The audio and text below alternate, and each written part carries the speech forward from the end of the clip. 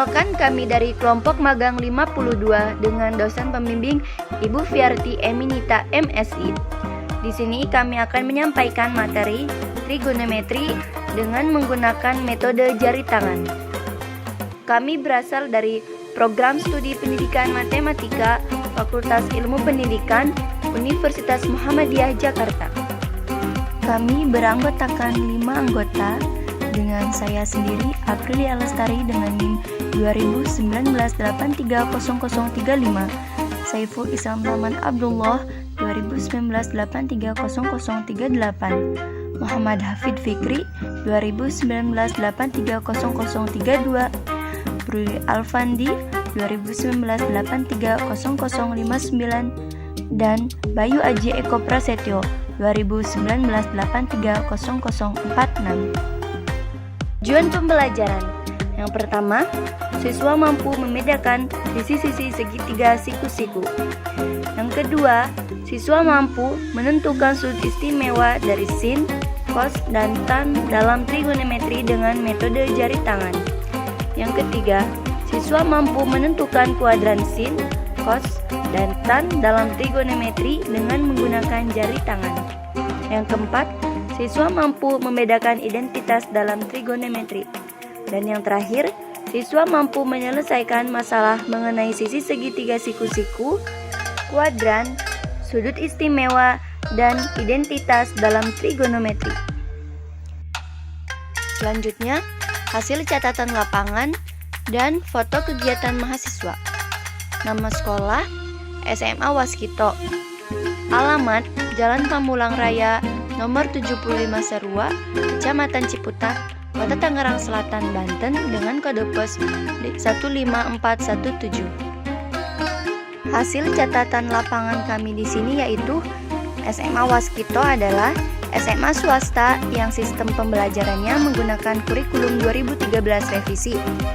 Tetapi selama pandemi ini, SMA Waskito menggunakan kurikulum 2013 darurat, yakni silabus atau KD yang lebih urgen lebih diutamakan untuk disampaikan, sedangkan yang kurang urgen hanya jika waktunya mencukupi. Materi yang dianggap sulit oleh sebagian besar siswa di SMA Waskito yaitu materi trigonometri.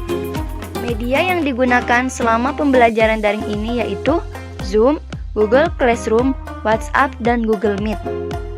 Penilaian yang dilakukan oleh guru itu sendiri yaitu dengan memberikan latihan soal atau kuis dari materi yang sudah disampaikan pada pertemuan hari itu dan mengumpulkannya di Google Classroom.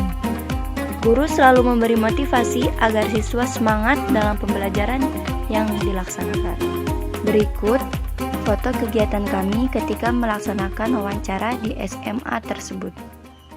Di sini kita akan membahas materi yang dianggap sulit oleh sebagian besar siswa di SMA Waskito. Materi yang pertama, membandingkan sisi-sisi segitiga siku-siku. Di sini kita mempunyai segitiga siku-siku dengan memperhatikan sudut alfa. Dari sudut alfa tersebut, kita dapat bahwa Y itu adalah depan, R itu adalah miring, dan X adalah samping.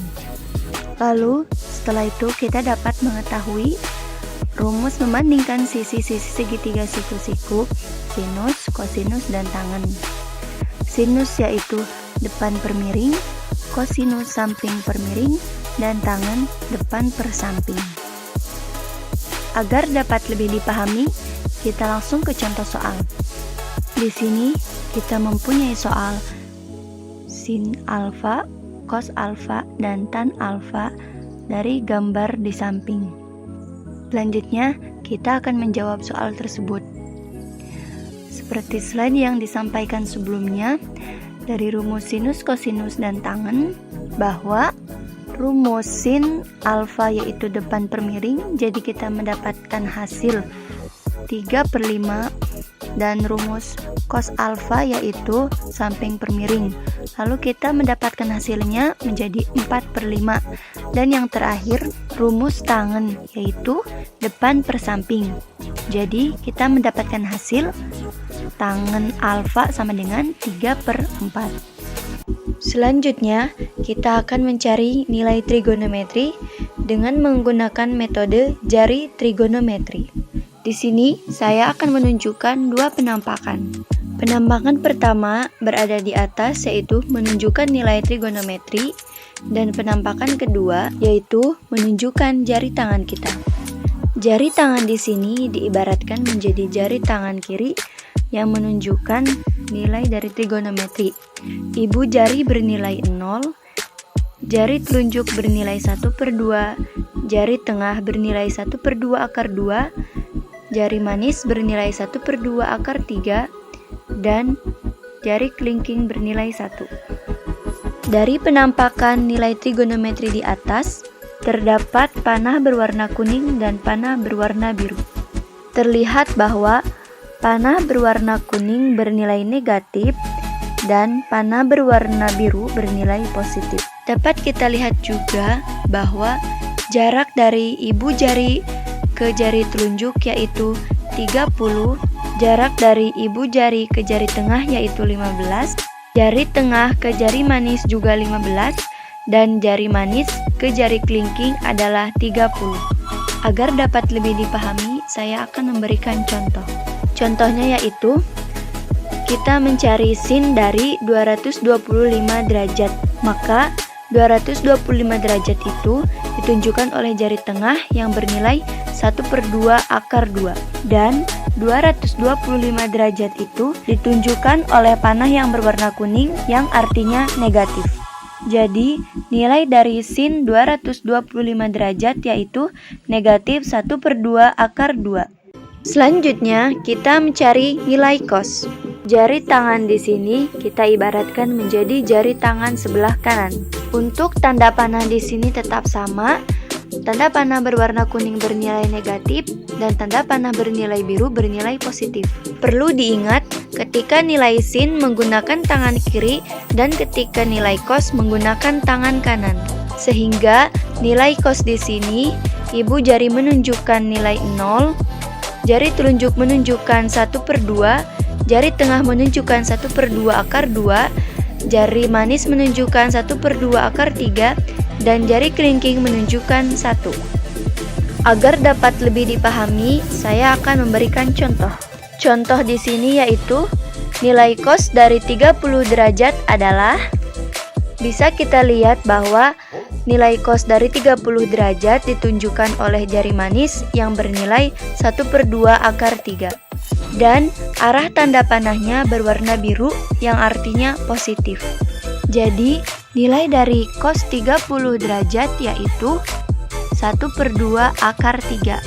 Bernilai positif ya, karena tanda panahnya menunjukkan warna biru. Selanjutnya, kita akan mencari tan atau bisa disebut juga tangen. Cara mencarinya yaitu nilai sinus dibagi nilai kosinus atau nilai sin dibagi nilai cos. Agar dapat lebih paham, saya akan memberikan contoh soal. Contohnya yaitu nilai tangen dari 60 derajat adalah, bisa kita lihat rumusnya yaitu nilai sinus dibagi nilai kosinus yang artinya 1/2 dibagi 1/2 akar 3. Keduanya bernilai positif karena arah tanda panahnya berwarna biru. Jadi, nilai dari tangen 60 derajat adalah akar 3.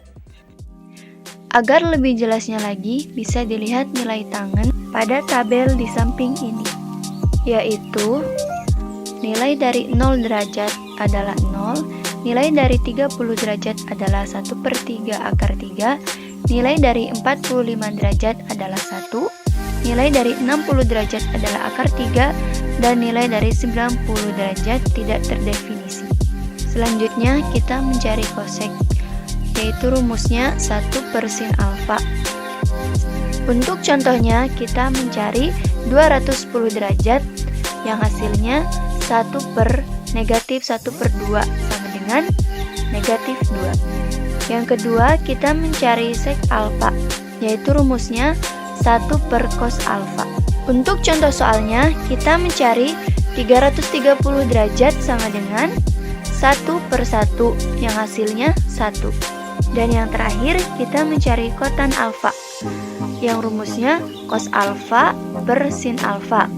Untuk contoh soalnya yaitu kita mencari 45 derajat sama dengan 1/2 akar 2 per 1/2 akar 2 yang hasilnya adalah 1.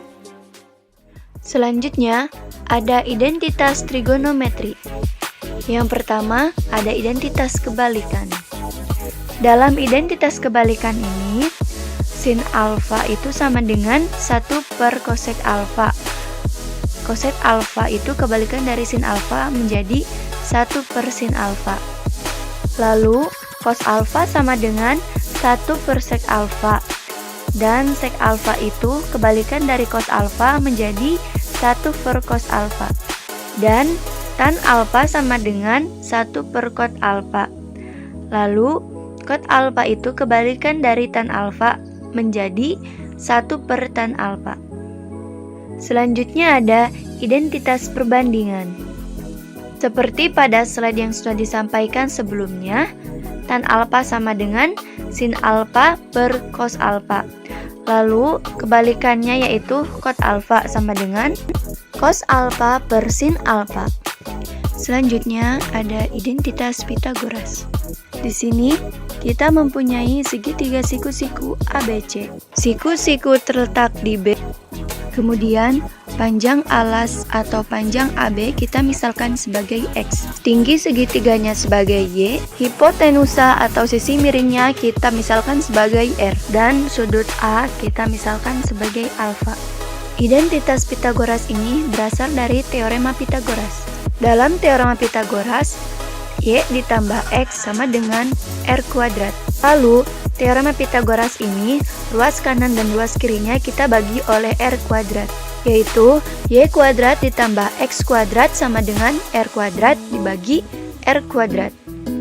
Kemudian, R kuadrat dibagi Y kuadrat menjadi Y kuadrat per R kuadrat ditambah R kuadrat dibagi X kuadrat menjadi X kuadrat per R kuadrat sama dengan R kuadrat dibagi R kuadrat menjadi R kuadrat per R kuadrat. Lalu kita turunkan Y kuadrat per R kuadrat menjadi Y per R kuadrat ditambah X kuadrat per R kuadrat kita turunkan menjadi X per R kuadrat sama dengan R kuadrat per R kuadrat kita turunkan menjadi 1. Lalu pada segitiga ini kita mempunyai rumus sin alfa sama dengan depan per miring menjadi Y per R. Dan cos alfa mempunyai rumus samping per miring menjadi X per R. Dari sini kita dapatkan bahwa Y per R kuadrat itu menjadi sin kuadrat alfa ditambah X per R kuadrat itu menjadi cos kuadrat alfa sama dengan 1. Ini adalah identitas Pitagoras. Dari identitas ini, kita juga bisa mencari identitas lainnya. Caranya yaitu sin kuadrat alfa ditambah cos kuadrat alfa sama dengan 1, kita bagi oleh cos kuadrat alfa. Kemudian, cos kuadrat alfa dibagi sin kuadrat alfa menjadi sin kuadrat alfa per cos kuadrat alfa ditambah cos kuadrat alfa dibagi cos kuadrat alfa menjadi cos kuadrat alfa per cos kuadrat alfa sama dengan cos kuadrat alfa dibagi 1 menjadi 1 per cos kuadrat alfa. Maka kita peroleh sin kuadrat alfa per cos kuadrat alfa menjadi tan kuadrat alfa karena rumus identitas perbandingan yaitu tan alfa sama dengan sin alfa per cos alfa ditambah 1 dari cos kuadrat alfa dibagi cos kuadrat alfa sama dengan 1 per cos kuadrat alfa menjadi sec kuadrat alfa dari rumus sec alfa sama dengan 1 per cos alfa. Ini juga disebut dengan identitas trigonometri. Selanjutnya, kita mencari identitas lainnya dengan cara sin kuadrat alfa ditambah cos kuadrat alfa sama dengan 1 dibagi oleh sin kuadrat alfa. Maka kita peroleh menjadi sin kuadrat alfa per sin kuadrat alfa ditambah cos kuadrat alfa per sin kuadrat alfa sama dengan 1 per sin kuadrat alfa. Jadi, identitas trigonometrinya yaitu 1 ditambah cot kuadrat alfa sama dengan cosec kuadrat alfa. Cara mencarinya sama seperti rumus identitas Pitagoras lainnya. Agar dapat lebih dipahami, langsung saja kita ke latihan soal. Latihan soal yang pertama yaitu bentuk sederhana dari sin X kotangan X per kosek X adalah. Pembahasannya yaitu sin X kotangan X per kosek X sama dengan sin X lalu kotangan X menjadi cos X per sin X per kosek X menjadi 1 per sin X. Kemudian sin X dengan sin X habis, sisanya cos X per 1 per sin X. Kemudian sama dengan cos X dikali sin X per 1. Menjadi sin X per 1 karena kita naikkan 1 per sin X-nya lalu dibalik menjadi sin X per 1.